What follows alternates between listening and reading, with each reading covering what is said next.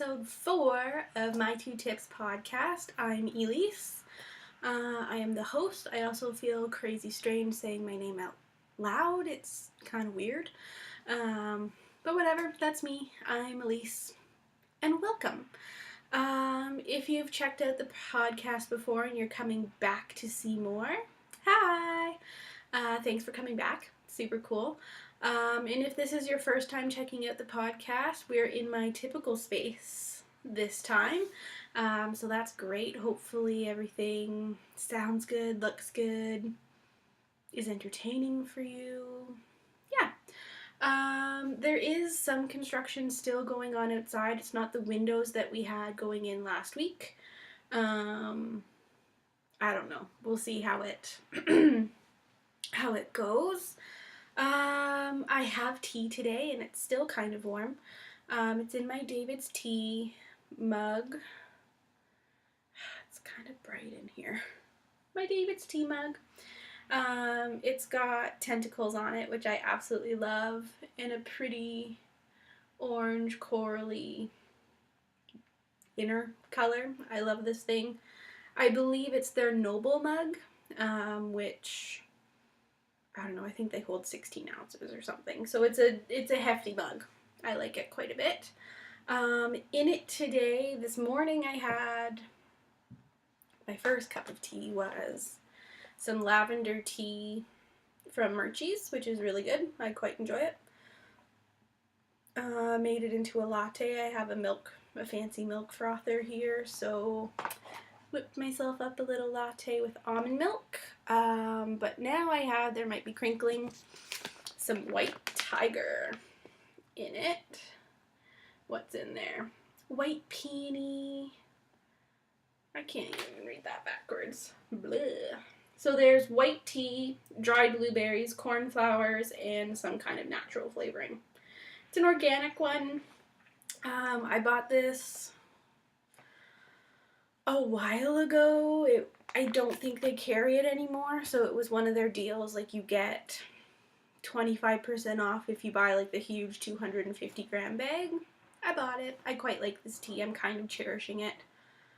I like it quite a bit. I'm trying to make sure I don't burn my mouth all to bits. Got this campside shawl on today. It's quite bright and lovely. My hair is probably a mess, but whatever. So this is the campside shawl by Alicia Plummer. It was free in, is it Pom Pom magazine online in their blog or something? You can get it for free. I quite enjoyed this pattern. Finished object is, it's a decent size. Tons of violets in this sucker. Yeah. I don't feel it's as big as some of the other shawls I have, which kind of, I don't know. I'm not the greatest at wearing things, but, well, it looks okay. The yarn I used for this is Madeline Tosh Sport Weight, and I think that's just the name. I don't think it has, I don't know, a funky name for that base or weight. I did run out. I forgot to write down her name, but somebody on Ravelry had some of this color, which is the Robin's Nest color, in her stash left over from a project, so I messaged her, and she sent me the leftovers. So the color matches, I'm pretty sure it's like identical. If it's a little bit different, it's maybe a little greener than it is blue, but you can't really tell in the final project. I had a pretty easy time knitting this. The only thing that's really different, obviously the weight kind of changes the size. But my border edge is significantly smaller than what the pattern says because I only had limited yarn. So that's what I'm wearing today. It's quite cozy. Not that it's cold in here by any means, but I'm on the south side of the, nope, I'm on the north side of the building, so it doesn't get the direct sunlight. It's all reflecting off of the building across the little alleyway there. It is, I don't know if I said the date or not. Is that, I don't know. But it's March 29th, so Easter weekend just happened. A lot of you will probably be wrapping up some leftovers maybe for lunch today, maybe have leftovers again for dinner. We didn't cook up an Easter dinner. I think last night we had spaghetti and meatballs. It was yummy, but it's just the two of us, and we do not have room for a whole turkey or a ham in our fridge whatsoever, so that wasn't happening this time around. I tend to say a lot. Whatever, it happens. I've got 2 finish objects today. The first one are my fuck socks, which, there's one. I haven't blocked these or anything because I think the shape of them right now is just hilarious. So there's 2. The ends aren't all woven in because there's a million ends, but that's them. I think it's really funny how, you know, it's pretty straight here, and then it goes in so much in the leg just above where like the heel flap and stuff started. Clearly it's because of the ribbing. I just haven't knit a ribbed sock, like a pure ribbed sock, in 2 years, maybe, something like that. So it was kind of just funny to watch it come off the needles. This pattern is by I am tripping over my tongue. But the pattern is written by Rebecca Blair. I quite enjoyed the heel. So it has a really nice kind of cozy fit. I think it's because when you do the turning of the heel, you're just knitting. Well, knit and purl. So stockinette stitch. And that just pulls in the ribbing quite nicely, that it really kind of hugs the heel. I'm going to insert a picture so you can see them on my feet. But yeah, love these socks. The color work isn't crazily contrasted just because I don't know. I just didn't want them to be crazy, but you can see it there. There's also a nice little band of the color work on the toe. I love them. I will probably knit these again. I think so. And probably with a higher contrast yarn and maybe more of a solid yarn for the body, like for the main color. I love this color. This is the Whiskers in the Mad Tosh sock. I'm so glad I got my hands on it. I really like this color, but that's FO number 1. So this is double dipping into 2 cals. The first cal is the Sockcetra podcast colorwork cal, which is hosted by Shannon. So these are my entry for those, or for that cal.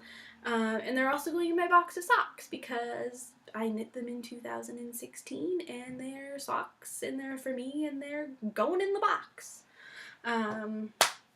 So excited about that. I'm gonna have a box of socks. Because it's what? It's March.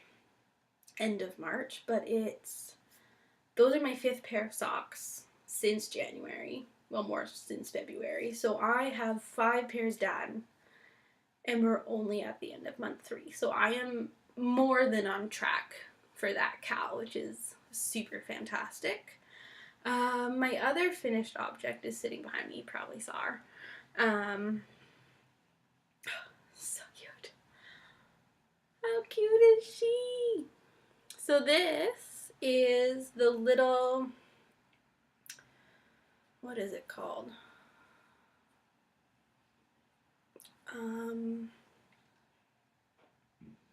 Bunny Girl in a Dotty Dress. It's by Julie Williams, and her house of patterns is Little Cotton Rabbits. So she does stuffy patterns. They're adorable. This is the girl bunny, kind of. She's also got cats, foxes, elephants, mice, and monkeys. So there's 6 types altogether. Yeah, so for this one I used DK weight yarn for the body. It's Barocco Vintage in, I don't know, beige. And I knit them on my Knitter's Pride Dreams on a US 3, which is a 3.25 millimeter needle. DPNs, they work quite well. Yeah, so that was like the body and everything. And then the dress, which is super cute, is knit out of Kaleidoscope Dye Works. It's one of her BFL nylon bases, a fingering weight in the Golden Quartz colorway, which is one of my favorites. And then the white is just white opal fingering yarn. Superwash merino and nylon, I'm assuming. Yeah, super, super cute. So if any of you are familiar with her patterns, with Julie's patterns, the girls all are typically wearing like tights and little shoes. So my bunny is a naked bunny. She's not wearing anything on her bottom. So I used the Catboy pattern that I have just because I wasn't sure how it was going to work if I wasn't doing the color work, and I also didn't want shoes on my bunny. I just wanted plain naked plain bunny. So yeah, that was super, super great. She's even got a little tail. So I think I'm addicted to stuffies. So I know there's a cow going on with the Legacy Knits podcast. And it's a stuffy cow, stuffy along, which I believe starts on April 1st. So I'm ahead of the game, but that hasn't stopped me. I'm addicted. We're gonna have more. And I look at the little button. Yeah, so I'm totally addicted to these things. Like, they're super cute. They're so satisfying to knit for me.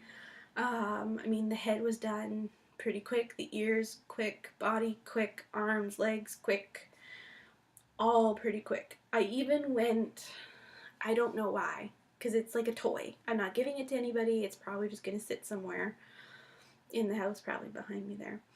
But I wove in all the ends on the dress. I even lightly blocked it in soak. Like, I went all out for this one. So it's also going to go as an entry into Shannon's Socksetra Colorwork Cal. So that's kind of awesome, but I can kind of show you. Yeah, see, there's all my floats. So it's true colorwork. I didn't cheat. But it's so cute. And her name is Evelyn.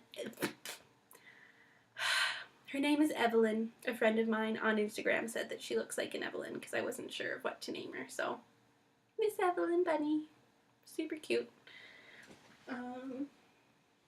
Yeah, and those are my only FOs for the week. I haven't done much else. I haven't really touched the sweaters that I mentioned last week. My head just hasn't been in the right place for it, so nothing to show with those guys. Yeah, not a whole lot of crazy knitting's been going on. I mean, I finished the socks and I did a whole bunny, so I did knit some stuff. I just didn't produce a lot of new stuff, I guess.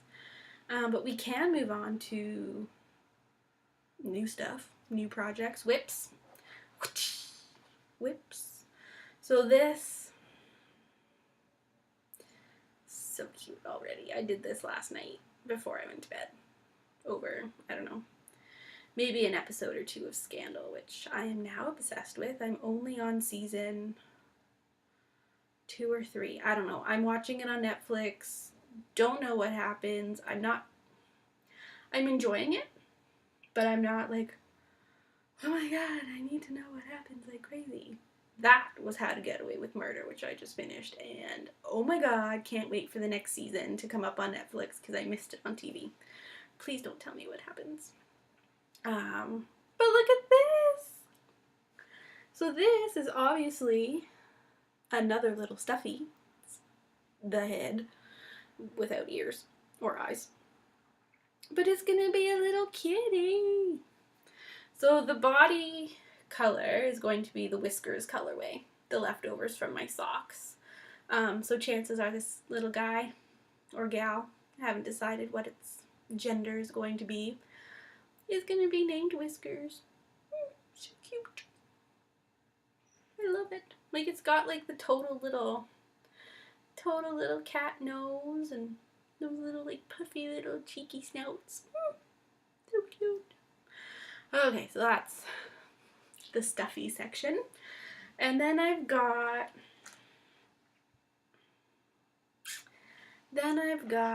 this. So I cast on another pair of socks.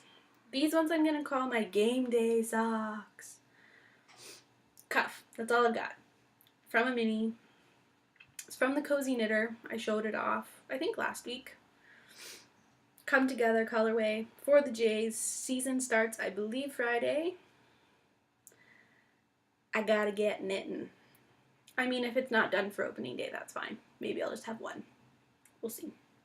But yeah, not too worried about, knitting the cuff much longer. I think I'm already at like 12 or 13 rows there, so a few more, and then depending on how I feel, I'll start the second cuff.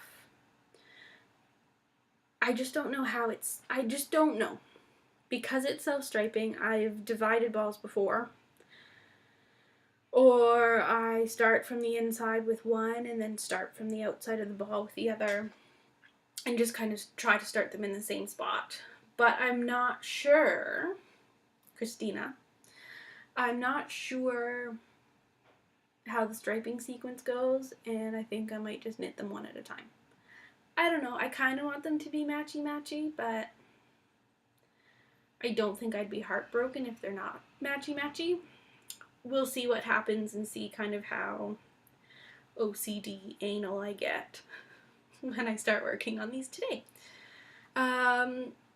Backtracking to the fuck socks for a moment. Funny story number 1 of the week is as I knit the first toe of one of the socks, the first toe of the pair, there we go, I noticed that what are these? They're Knitter's Pride carbons in the 2.25 millimeter US one. There they are. It's the only set of them I have. But can you... Oh, it doesn't really show it, but I want to make sure you can't see that right away, but they're different. So I bought them as a set because they come in a pack of like 5 needles in a pack. But this one is will that read right? Yeah. It's a 2.5 millimeter. I don't use those. So I'm not sure, and I don't even think that's focused. I don't know how it's in my pack. I've had these needles for a while now, like probably since September. So for a while. I don't know why I've never noticed it before. I've knit, like this is my 5th pair of socks since February, January, somewhere in there. I've used these for every single toe. How am I just noticing that it's a different size? So I can feel it now really, really easy. Like it's sticking out like crazy to me. But on that one, it's the only one that has that number still kind of printed / etched on it. I don't remember, but see if I spin them. It's the only one that shows up, and it's the same on the other end. So the way I knit my toes is I split, obviously you split front and back, And then the front goes onto 2 needles, the back goes onto 2 needles, so I use 4 and knit with the 5th. So I'm using all 5. It doesn't make a difference into the fabric, thank goodness. But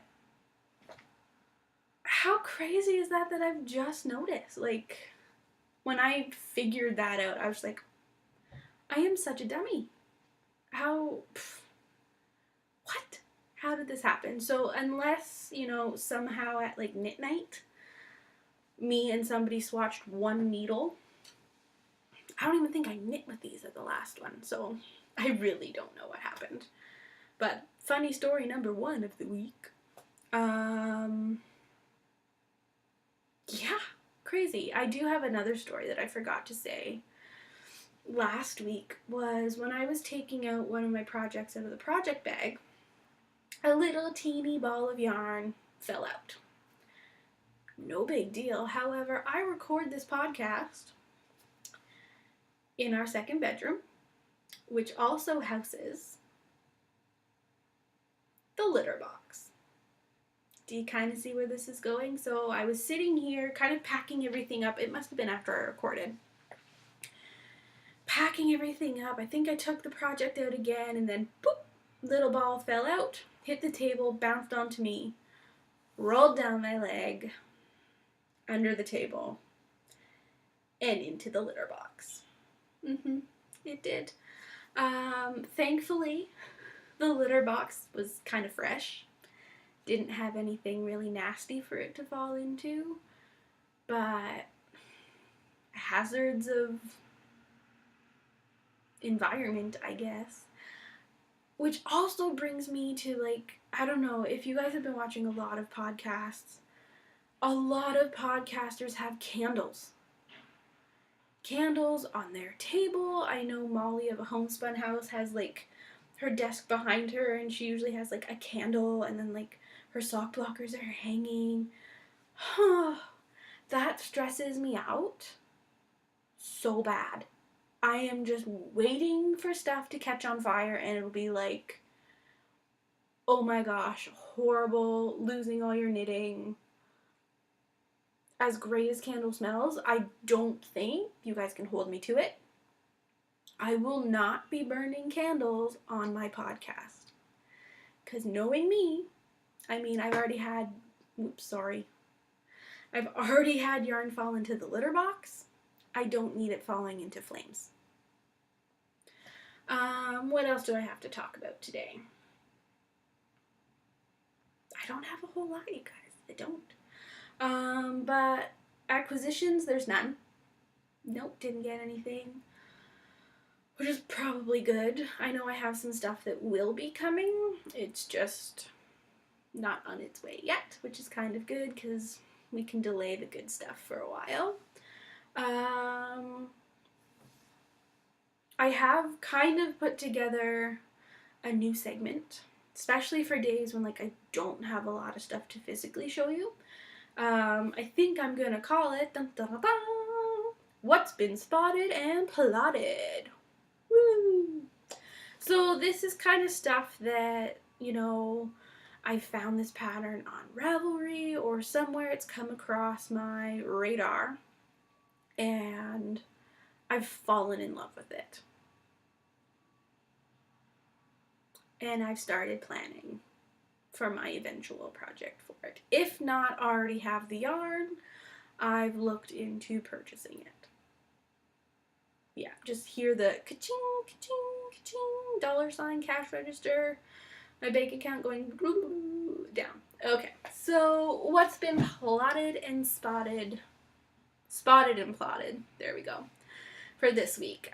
This week it's pretty much all sweaters that have been on my radar. I think I'm going to focus on 2 or 3 because there's a list of about 7. I'll save some for later. So the first one has been on my radar for a really long time, but I pulled out the yarn today just because I was looking for something else to show you, and we'll see when this happens. But I've got 4 skeins of fingering weight yarn. Here's one color. It's this beautiful, like, cranberry, almost kind of winey red. I love it. And it's going to be paired with one skein of kind of like a creamy white, gray white. So pretty. And this is all the Cascade Heritage. Cascade Yarns Heritage Silk, which is superwash merino and mulberry silk. So this color is, oh, they just have numbers. So 5663, and the beigey one is 5681. Super descriptive, right? So this was purchased with intent for the Old Romance cardigan by Joji Locatelli, which I'm assuming that's how we say it. For the longest time to myself, I was saying Joji Locatelli, so Joji, love ya, but I kind of want to call you Joji. I think it's gonna stick, but whatever. So it's the Old Romance cardigan. I've had this on my brain and totally been scheming and planning and wishing and hoping for this sweater to be on my body since I first saw the pattern, whenever the heck I first saw it on Ravelry. And it's gorgeous. So it's a lightweight cardigan, open front, but down the sleeves you have like a little lace insert. In my case, it's going to be in the cream color. The body's all going to be that lovely, like, cranberry red. Yeah. So I'm pretty sure I have enough yarn for it. I think we worked out the yardage in the store. Should be good to go. That's pretty high on the list, but it's been on the list for a while. I've just been kind of not really wanting to do a fingering weight sweater project recently. I just haven't. Will it get done? Yeah, eventually, but the yarn isn't even caked, so clearly not going to happen today or tomorrow. Another one that's been on my radar. Which ones am I going to tell you about? Let's do the Ingrid pullover. So the Ingrid pullover is absolutely beautiful. It's a DK weight sweater. By Karina Ferguson. It just came out. I think I maybe saw it for the first time on Saturday. Maybe. Came out in Interweave's recent issue of Knitwear, which I've never seen Knitwear before, but it looks like a great publication. Haven't bought the pattern yet. Kind of holding off. I've got a lot of sweater projects that I want, and I don't think I have yarn for this one in my stash. So there's also, we'll put the picture in. The collar is beautiful. The color is beautiful, and so is the styling. It's ballet, just sings to my childhood. I used to dance, so I'm just super drawn into the whole aesthetic of the presentation of the sweater. I just don't think it's going to fit me nicely. I mean, it will fit if I make it myself and adjust the numbers and things. It's not going to make me look like that girl in the pictures. It's just not. I don't have a very tapered torso and upper body. Not at all. I'm a little bit more straight, if not a little bit more like this. So we'll see. I think there was a while ago a really good blog post from one of the girls from Tin Can Knits, and she was, a sweater can't transform you. As much as we want to look like the women in the pictures, a sweater cannot transform your body to be different from what it is. It just can't. So be realistic, but I mean, it's so true. Because how many of you search for a pattern and go, oh my god, I could look like that in that sweater? be fantastic. So there's a little bit of like reality checking going on with this Ingrid pullover. I really think it's beautiful, but my body shape right now, probably not the best combo, but it's beautiful. I could even see myself knitting it for somebody else just to get the pure joy of knitting it with no deadline or anything like that. We've got 2 lace weight projects on my radar. I'm probably just gonna go through the whole damn list. So yeah, the May cardigan by Bristol Ivy, which was released recently with Quince & Co., one of their recent like spring pattern bundles or something. Beautiful. So they say to use their Piper base, which is a mohair and superwash merino, I believe. Superwash merino anyway. Sorry, grabbed something.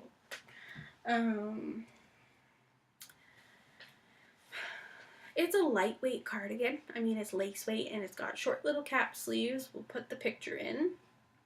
It's got a super cool construction, so there's kind of like a band across the back, and then somehow the shoulders come into play. Blah, blah, blah, blah. Super pretty. I want this sucker so bad. I haven't knit with Quince & Co. That's a lie. I've knit with Sparrow. But anyway, I haven't knit with any of their other bases. And I think something with mohair in it for this sweater in me just wouldn't work. I think it'd be way too hot, and chances are I'd want to wear that little cardigan in warmer weather because it's so light, but it just looks to me like it'd be a nice little layer to have with you should there be like a little breeze coming through. But I was thinking maybe using this yarn, which is from Riverside Studio. And it's what's her name? Catherine? Kat, I believe, is her name on Ravelry. Kat Drysdale, out of Wakefield, Quebec. So another Canadian yarn. This is the Indigo colorway, and it's an MCN lace weight 2-ply. There you go. It's really nice stuff. So, I mean, this wrapped around, even just in short little sleeves, I think would be great. But I don't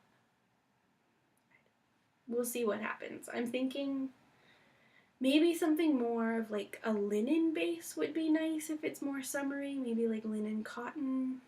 I don't know. Because I still want it to be soft and like cozy, but I just don't want to sweat like crazy in it, especially if I'm wearing it in the summer. So we'll see. I think I'm losing some of the light, but we'll make do with what happens. So another one that's been on my radar is this Tristania little sleeveless shirt with kind of like an empire waist, and it's technically a maternity shirt, so it's got lots of room around like the body of it, which is quite nice. I think it'd be flattering on anybody. I'm not pregnant. I'm not expecting to be pregnant anytime soon, and I want this shirt like crazy.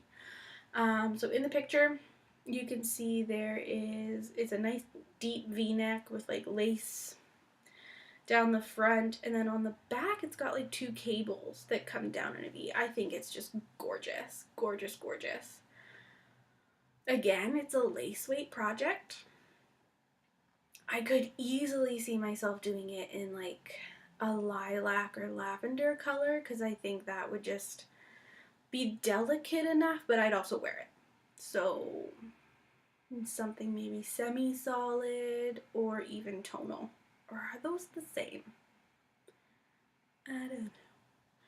Kind of seem the same the way I think of them both, but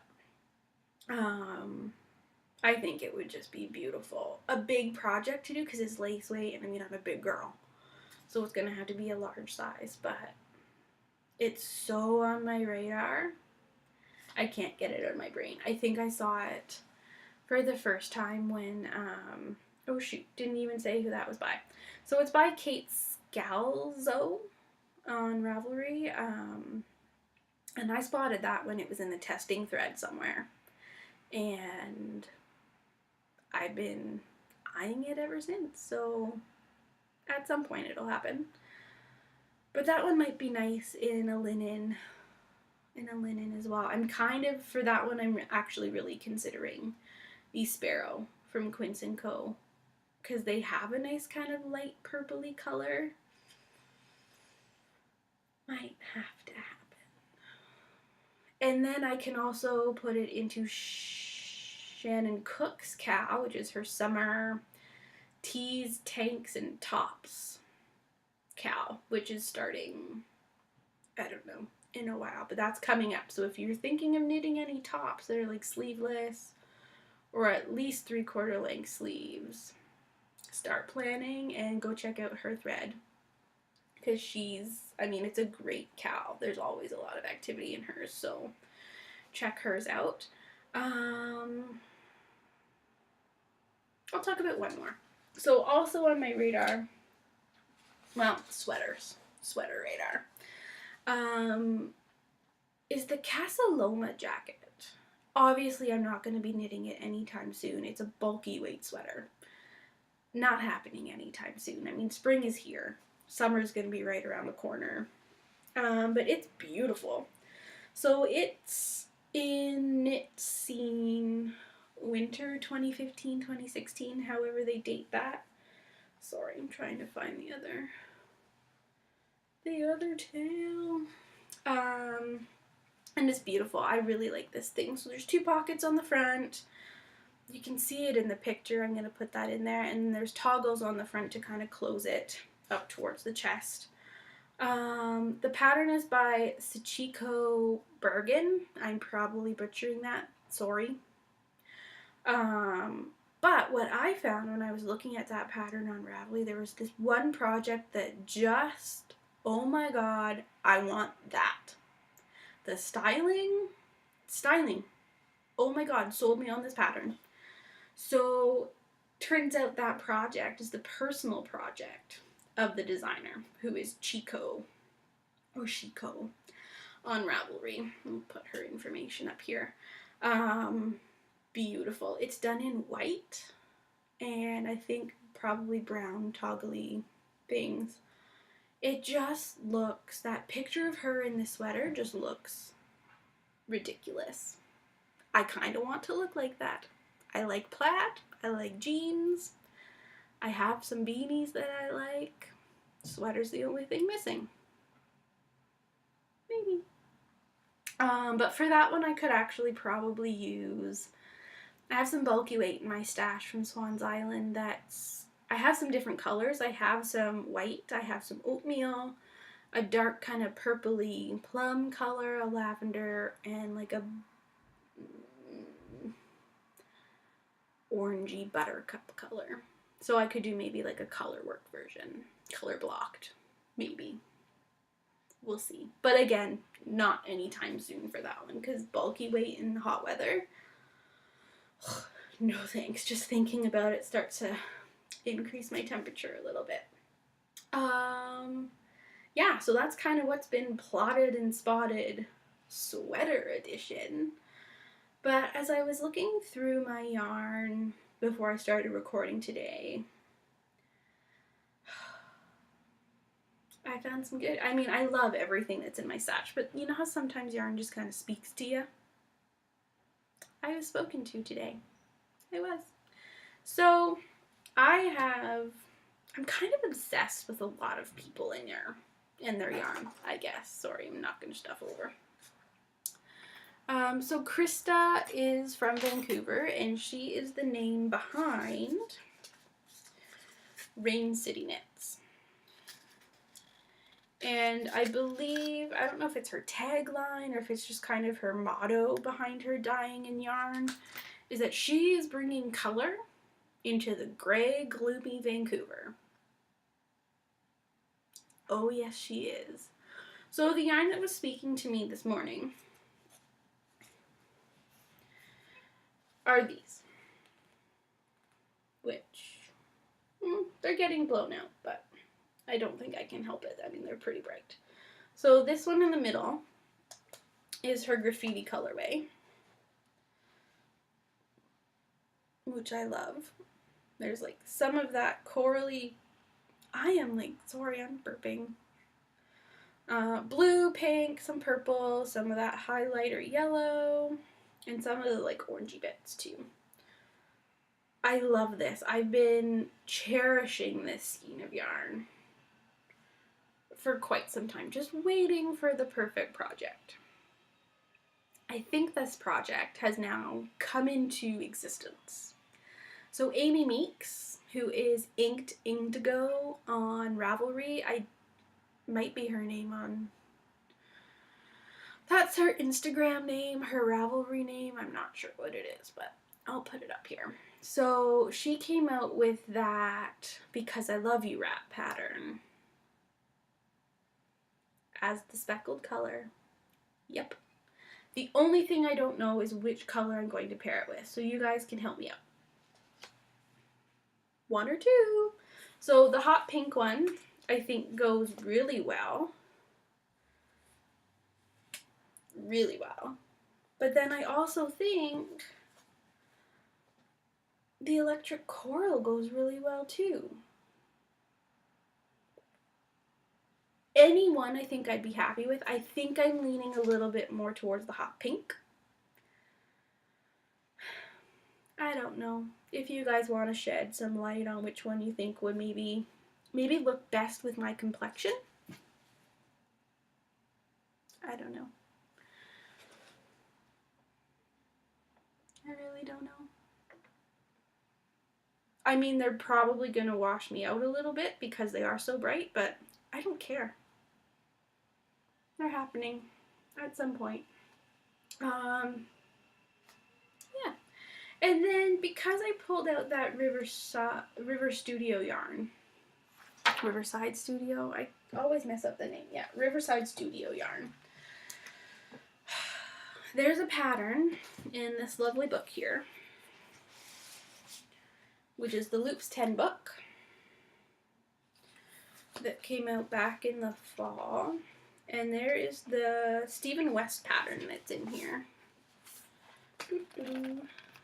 That one. So it's the Meandering Shawl. And it's brioche, obviously. I mean, it's Stephen West, so of course it's brioche. But it is beautiful. I think it was the pattern that drew me to the book. Yeah, so beautiful. So in this one, he calls for 2 different weights of yarn. Calls for a fingering weight and a DK weight. I don't have I have fingering and DK, but what I thought and purchased for that pattern was the Riverside Studio yarn. So the lace weight to be paired with sock weight. 2 different weights, but they're pretty close. I mean, this is 2-ply, and to me, even though it is 2-ply and technically thinner, without stretching it out, it looks almost the same to me. So I think it'd be okay. The second colorway is her sand colorway, and I think that's just gorgeous. It totally plays into like my yarn color crush, which is kind of that like goldy, sandy ginger color, because there's totally some of that in there. So that was supposed to go together. I just don't know. So many decisions. So hard to choose, but I just don't know. I really just don't know. And because I'm not itching to do a shawl right now, it can wait. So, I mean, I've got yarn options for those 2 shawls, but we'll see what happens. So that's pretty much all I have to talk about today. I don't have much else, actually. There is a question over in the questions thread on the forum group thread. So Nikki, who is Nikki Slip, she asked me, how did I become interested in massage? Well, let me tell ya. So I had a car accident in high school. I think it might have been the year of grade 12.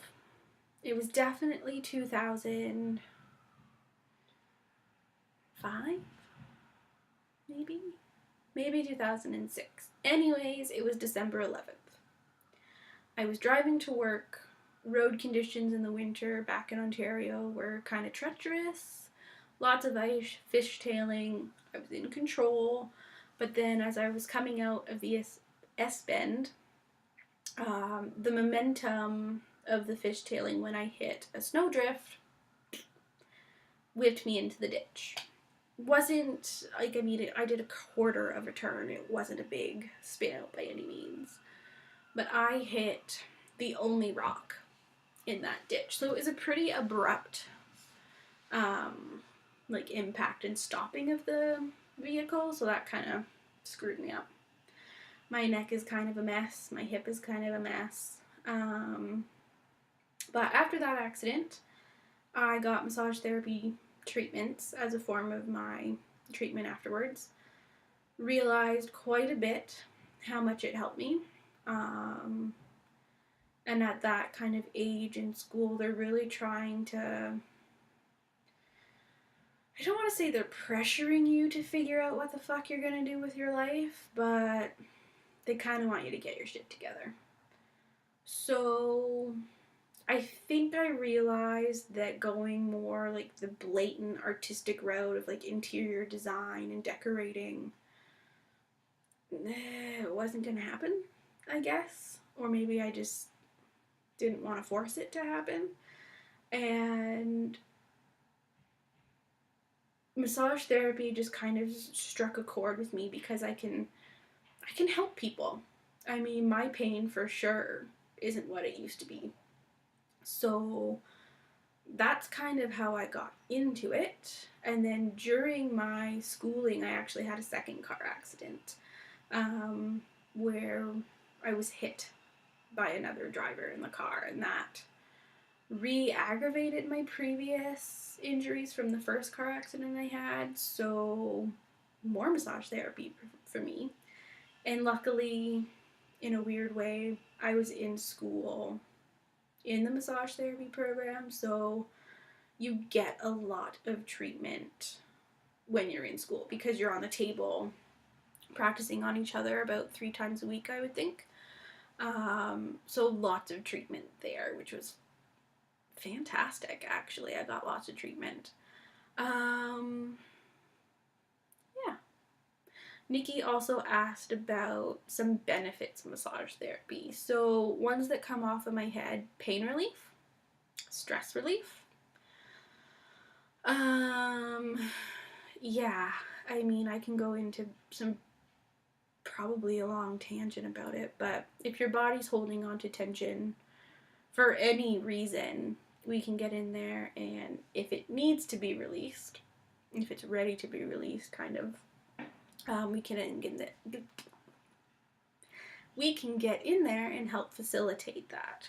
So that can give you, if a muscle's tight enough that it's putting too much pressure on a nerve and you're starting to get nerve pain symptoms or decreased nerve signal transmission, that's not good. So you want that tension to go away. You need it out of there. So by taking that tension away, hopefully the nerve symptoms calm down and that kind of pain goes away. Stress relief can come in multiple kind of formats. If it's just physical stress that somebody's feeling and their body has started to, physically hold itself differently, releasing those tissues and that tension is really nice. Sometimes people get a lot of stress relief just by coming in and vocalizing their life stressors. So if they have kids that are driving them freaking rangy, sometimes telling me about, what little Johnny or Becky did just kind of melts that tension away because they've kind of vented about it. Or if somebody, has pissed them off, abused them verbally, emotionally, physically even. Sometimes just voicing these things can really let the body let go of it, which I think is really nice. I don't know, another very specific kind of thing that we can do is we can help clients with I cannot speak. Clients with cystic fibrosis, if they're having like a lot of mucus buildup in their lungs at a certain point in time, they can come in for a session and we can do something that's called cupping. So we use our hands, make little cups, and work over the chest cavity to help expel and kind of dislodge all that mucousy grossness. Can also work for people that have a lot of chest congestion from colds and seasonal allergies and stuff like that. Pretty cool that way.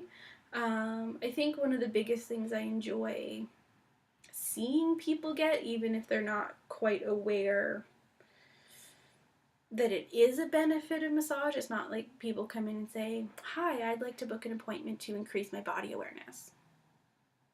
Not really something that people say. Usually it's, oh, I threw my back out last week, so I need to come in and see that massage therapist. Something like that. But you do gain body awareness as a client of massage therapy, because I know for me in my treatment room, I try to explain and educate my clients about their body and what's going on and what I'm doing to facilitate and help heal and blah, blah, blah, blah, blah.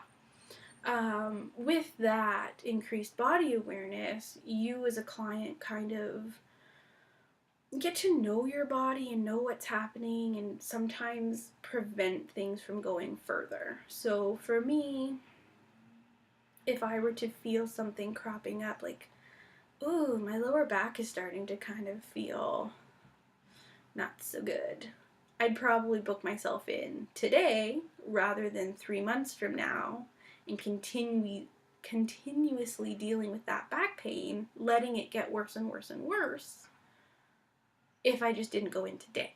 Like, if it started to bug me today, I'd probably go and help myself rather than doing it later, because the sooner you get in, the better.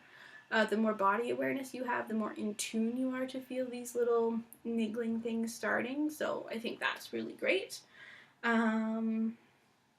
Hopefully that answers your question, Nikki. I have no idea. I feel like I just start really kind of going all over the place when I start talking about work. So hopefully you can make some sense out of that one. Yeah, I think episode 4 is coming to a wrap. So thank you so much for joining me. Again, if you've come back for more, thank you. It was nice to see you. Nice to chit chat at you. And if you're a new viewer, thanks. Thanks for checking out my podcast. I know there are a ton of knitting podcasts out there now that I'm really thankful that you chose to spend some time with me. Yeah, let's catch up again next week, and we'll see you then. Bye. Okay, so I forgot to thank Christina and Amanda of the Die Another Day podcast for giving me a shout out this week on their past episode. Hi guys, thank you. Much love. Rubber. Bouncing it back. I'd also like to mention the Wool Gathering podcast, because I've started to kind of really want to catch up on all their episodes that they've previously come out with. I think their last one was episode 10, and that is Natasha and Meredith. I quite enjoy their episodes that I've seen so far. I think I have 7 more to get through, and I'll be all caught up. There's also the Sweet Leaps podcast, which is with Vicky, who is Daviska. I believe she's Daviska on Ravelry and Instagram. I think that's right. She's pretty cool. She's got like a nice outlook on everything. It's so easy to listen to her podcasts. And her blanket that she's working on is, if I were to make one, that's what I want my blanket to look like. It looks so polished, so clean. Big thumbs up for that one. Yeah, that's like pod love and thank yous and rubber. all wrapped up in one sweet little bit at the end.